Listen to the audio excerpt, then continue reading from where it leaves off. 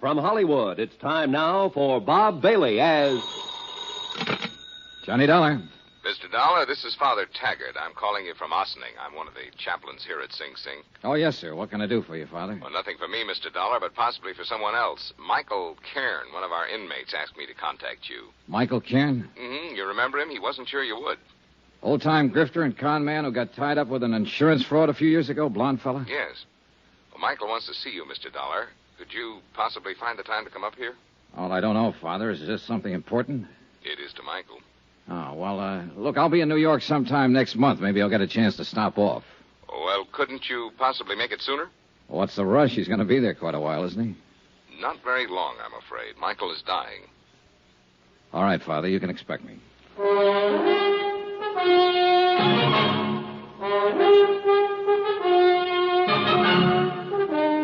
Welcome to Johnny Dollar. Beginning tonight and every weekday night, Bob Bailey in the transcribed adventures of the man with the action-packed expense account. America's fabulous freelance insurance investigator. Yours truly, Johnny Dollar.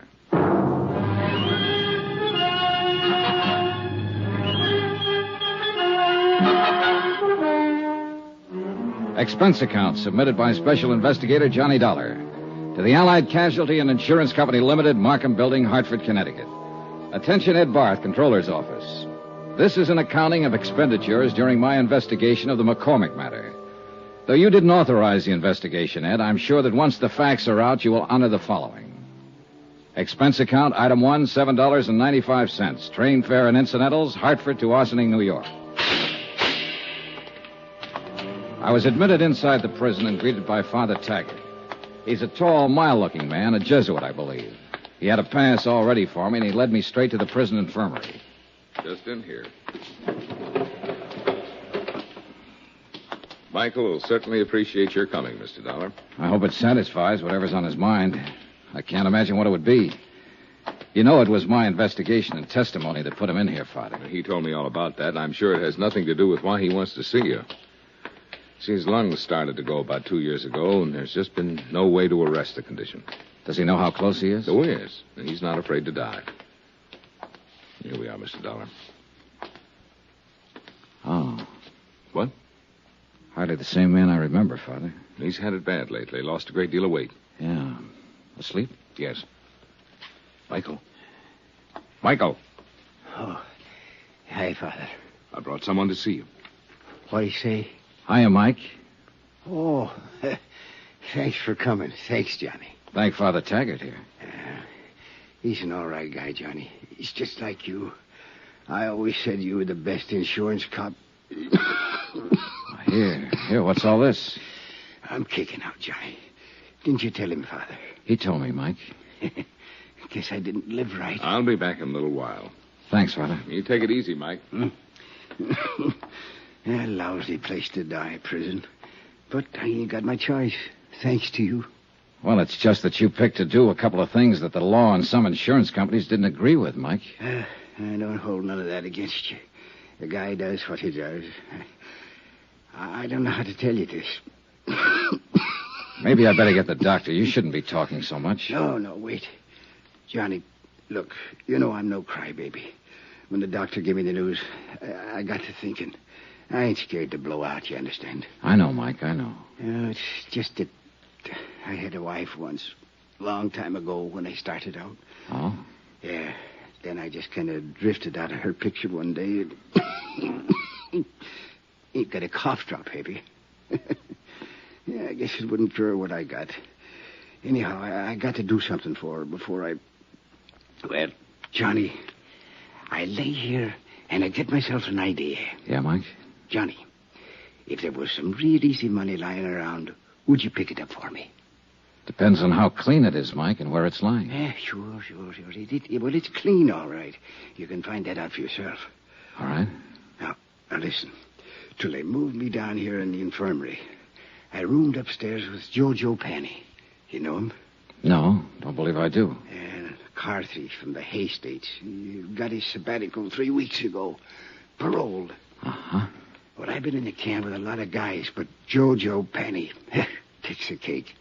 He's got a little old 5-year trick to put in. This Jojo, he does it like a vacation. You know, a real picnic. Every time he gets a chance out in the yard, he's taking sun. So he don't get the color, see? Yeah. Well, when they push him in with me, I notice this. And I get to going over it in my head. Yeah. Why does a guy whistle in a cell block, Johnny? Why is he treating it like a rest home? Short term. He's got something outside waiting. That's it, baby. He's got something waiting for him outside. Something that he knows will keep safe. Money. Thought you said this was legitimate, Mike. It is. Now, wait. I didn't ask Jojo anything about this. No, I figured it out myself. Then a couple of times I hear him yelling in his sleep. McCormack, he yells. McCormack. Huh? Makes sense now, Johnny? Not yet. The big heist, Johnny, the big heist.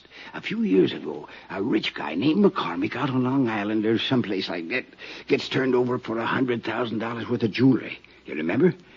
Vaguely. Yeah, well, I'm thinking that Jojo Panny was in on it somewhere. Else why would he be singing and whistling and chilling himself around this flytrap for 5 years? Else why would he be talking about that when he's sleeping? McCormack. Yeah. Maybe you've got something, Mike. I know I got something, Johnny. And you got something, too. Oh, now, Mike, take it easy. Oh, I'm all right. Don't you see? The insurance company must have a reward out. They always do. A reward. Yeah, but Mike, look. I tell you, Jojo is the ginzo that done the job. Or he knows who did it. So, you look into it. Work on it.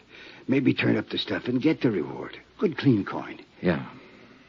Yeah. Send half of it to my old lady, will you? You keep the rest yourself. What you say? Huh? Will you?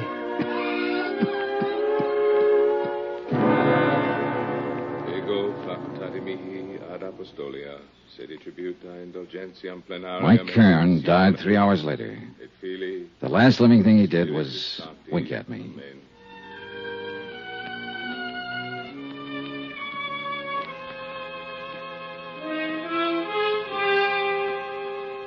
Expense account item 2, $14.20. Train fare and incidentals, Ossining to New York. I arrived at 2:15, dropped my bag off at the New Weston, and went over to the Metropolitan Police Station to find out what I could about the McCormack matter. It was all pretty much as old Mike had told me. A Julian McCormack living on Long Island had suffered a $100,000 jewelry burglary in 1951. 12 suspects had been arrested and released. The case was marked open and unsolved. Allied Casualty had been the insurance company involved. This is the adjustment office. Frank Porter speaking. My name's Johnny Dollar, Mr. Porter. I'm an investigator. Oh, I think I've heard of you, Mr. Dollar. Yeah? Wonder if you could give me a little information about a claim your company handled in 1951. A man named Julian McCormack out on Long Island. Gee whiz, long time ago. What about the McCormack claim? I might have some information on it. I don't know yet. It's a long chance. I'm at police headquarters, and I notice you investigated for the insurance company. I'd like to talk to you. Yeah, sure, but it's kind of late today. Tomorrow, okay? Well, you can tell me this right now. Is there any reward being offered? Gee whiz, kind of folds my sails. How's that? Well, asking about a reward. You sound like you can make full recovery and want to make sure that you'll be paid for it. Well, I said it was just a long shot. How about the reward? Well, that's pretty standard with us on cases like this. Yeah, I think it's $7,500, something like that. I'm not sure. Where are you staying? New Weston. Well, I'll look it up, get the exact figure, and call you there. How'll that be? Fine, thanks. That'll be fine.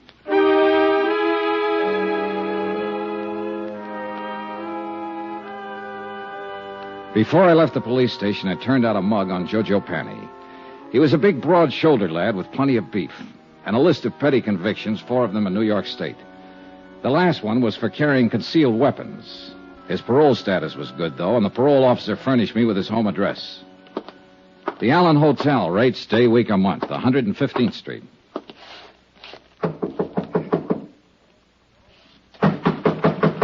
It's open. Come on in. Hiya. Looking for Joe Penn. Yes, sir. That's me. My name's Johnny Dollar. Yeah? I just came down from Ossining. I saw a friend of yours up there, Joe. Who was that? Mike Cairn. How's Mike? Not so good. He died today. It's too bad. He was a nice old coot. Kind of liked him. Said if I ever saw you to say hello. Uh-huh. He didn't give you my address. No, I got it from the parole office. You some kind of cop? No, I work for an insurance company. Oh. Buy you a drink? Sure. Why not?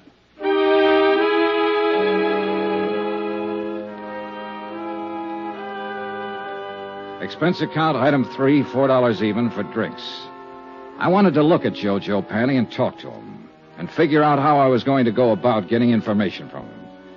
And the more I saw and the more he talked, the more I wondered if whatever he might have said about the McCormack case in his sleep happened to some other McCormack. After all, a man with a long list of petty thieveries is hardly ever involved in a slick, big-time safe-cracking job. That takes another kind of talent, and one I was sure that Jojo didn't have. So I just been taking it easy and looking around. I figure I can get a job pushing a truck or maybe a cab if I'm lucky. Got to get something to do. Parole officers kind of hard-nosed about things like that. Yeah. Drink up. Want one more? Oh, no thanks. 3's my limit. Like to keep in shape. Sure. Say, you got anything to do? Nothing special. Why? Thought I might go out to Long Island later on tonight to say hello to an old friend of mine. If you haven't got anything to do, come on along. You're okay, Bub. Sure, why not? This friend of yours, he's an ex-con, too? No, he never did any time. Just a friend. Want to say hello is all. Oh. Rich fella. His name's Julian McCormack. You're, very big with the hellos around here today, aren't you? Anything wrong, Joe? You probably are. Why do you say that? Nothing. Ever know anyone named McCormack? I knew a guy named Arnie McCormack once, back in Salt Lake City. We were pals for a while. Oh. Yeah. Arnie was killed in the war. He'd got himself drafted in the infantry. Maybe he's related to my friend Julian McCormack out on Long Island. He wasn't related to anybody, not that bird. I'm leaving. I want to get up early tomorrow. Why not come with me? Thanks for the drinks. He drifted off down the street and left me standing there. And one thing I was sure of, he had the name McCormack on his mind. Whether it was the right McCormack or the right case, I didn't know. Anyhow, he was my one big lead. So I was back at his hotel early the next morning and talking to the desk clerk. Penny, did you say room 210? Yeah, that's right. Vamoose. What? He left bag and baggage last night. Well, where did he go? What's his forwarding address? He didn't say. Just left.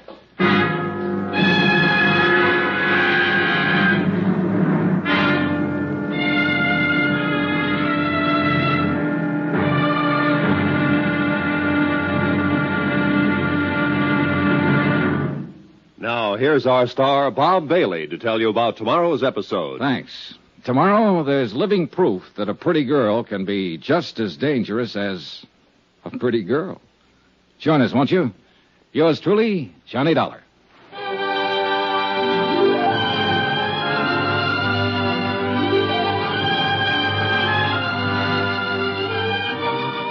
Yours truly, Johnny Dollar, is transcribed in Hollywood. Written by John Dawson, the entire production is under the direction of Jack Johnstone. Be sure to join us tomorrow night, same time and station, for the next exciting episode of Yours truly, Johnny Dollar. Roy Rowan speaking.